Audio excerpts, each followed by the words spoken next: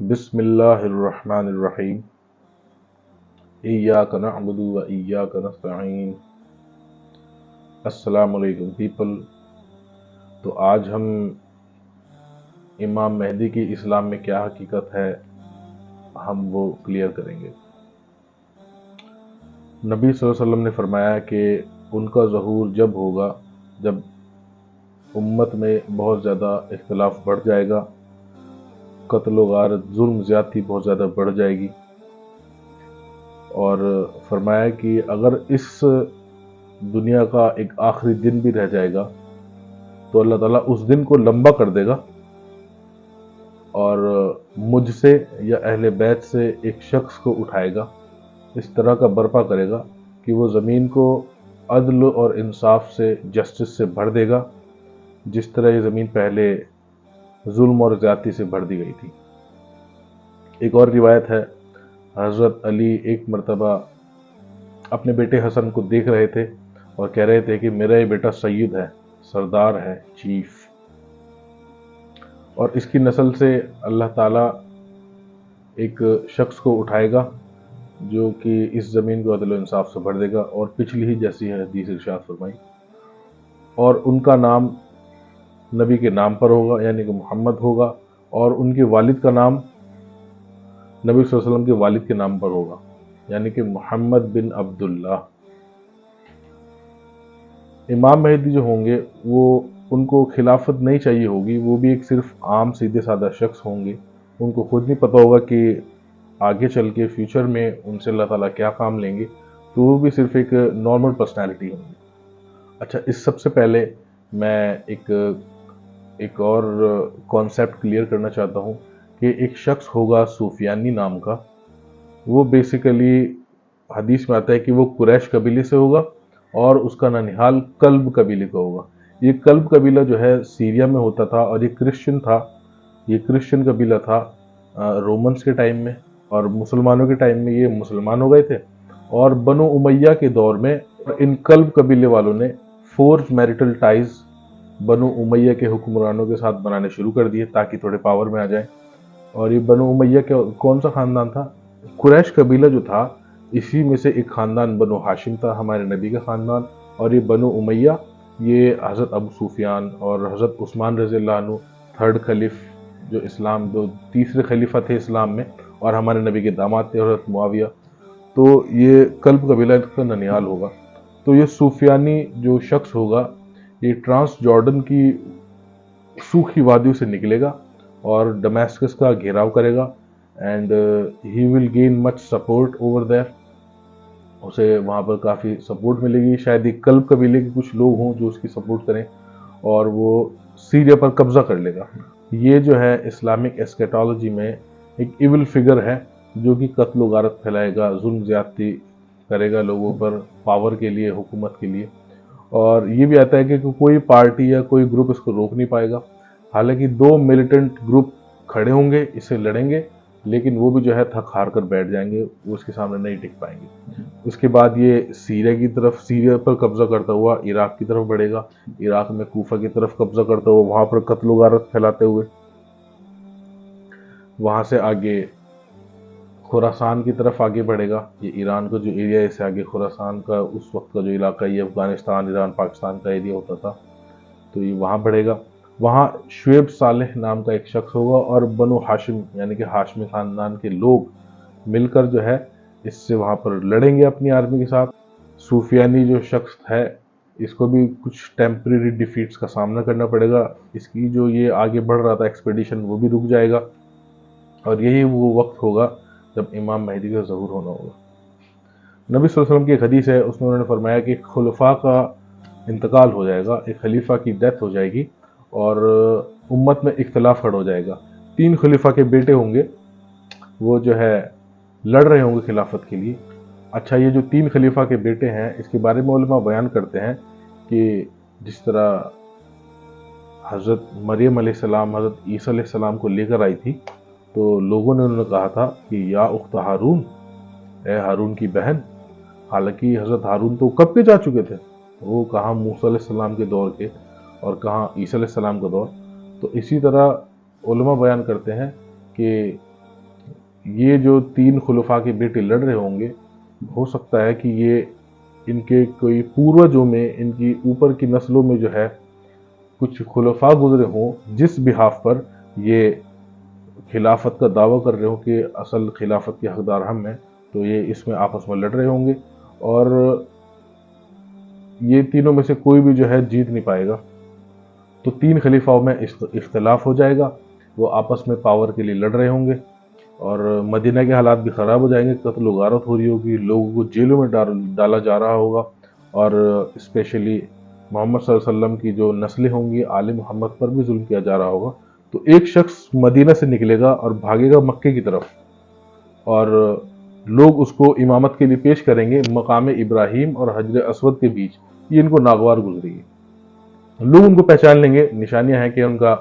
Prominent four head ہوگا، prominent نوز ہوگی، اور ان کا عادت اخلاق، ان کا فزیکل سٹیچر، تو لوگ ان کو پہچان لیں گے اور ان کو خلافت کے لیے پیش کریں گے، تو وہ اس کو ایکسیپٹ نہیں کریں گے، پھر دوبارہ میں اس کو خلافت کو ایکسیپٹ کر لیں گے، ان سے بیعت کر لیں گے، اور حدیث میں آتا ہے کہ وہ ایک نارمل شخص ہوں گے،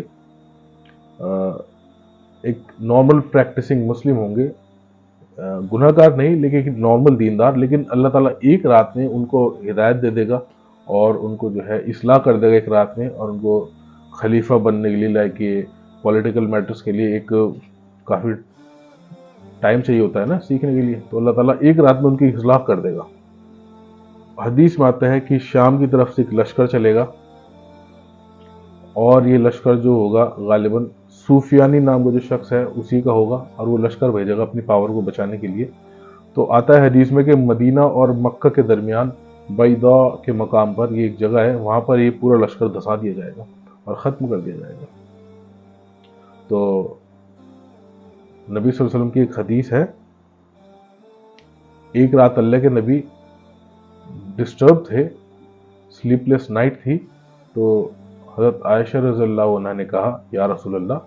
کیا ہوا، میں نے آپ کو آج تک کبھی اتنا پریشان نہیں دیکھا، تو نبی صلی اللہ علیہ وسلم نے فرمایا کہ عائشہ عجیب معاملہ ہے میری امت کا، میری امت کے کچھ لوگ میری ہی خاندان کے ایک شخص کو قتل کرنے کے لیے آ رہے ہوں گے، اور وہ اس کا پوری آرمی، اس کا پورا لشکر ایک مقام ہے بیضاء، اس کے بیچ میں دھسا دیا جائے گا۔ فرماتے ہیں حدیث میں کہ عمران البیت المقدس والخراب یثرب خروج الملحمہ والفتح القسطنطینیہ خروج الدجال آ جائے گا۔ تو یہ آتا ہے کہ حدیث میں ہے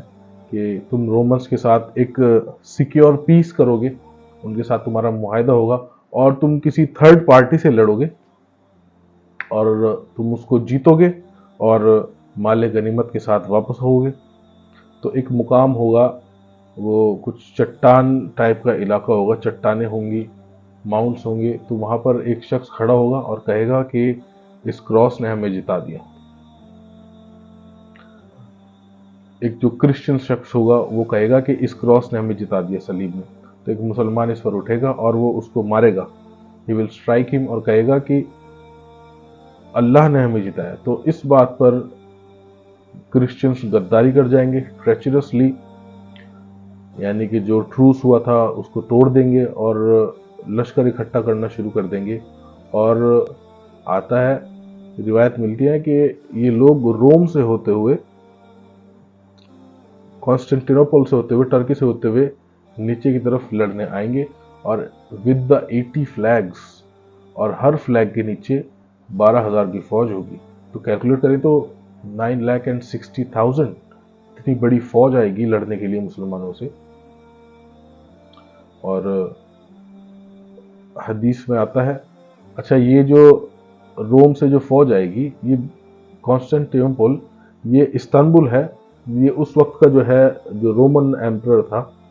رومن امپائر تھا، یہ یورپ کا حصہ، افریقہ کا حصہ، اور یہ اسرائیل، جارڈن، لیبنان، عراق، سیریا، ٹرکی، یہ سب ایک ہی میپ ہوا کرتا تھا، تو یہ روم سے جو ہے آرمی آئے گی، اور آتا ہے کہ مسلمانوں کے 3 گروہ ہوں گے، جس میں جو 1/3 ہوگا وہ वीक ईमान, कमज़ोर ईमान की वजह से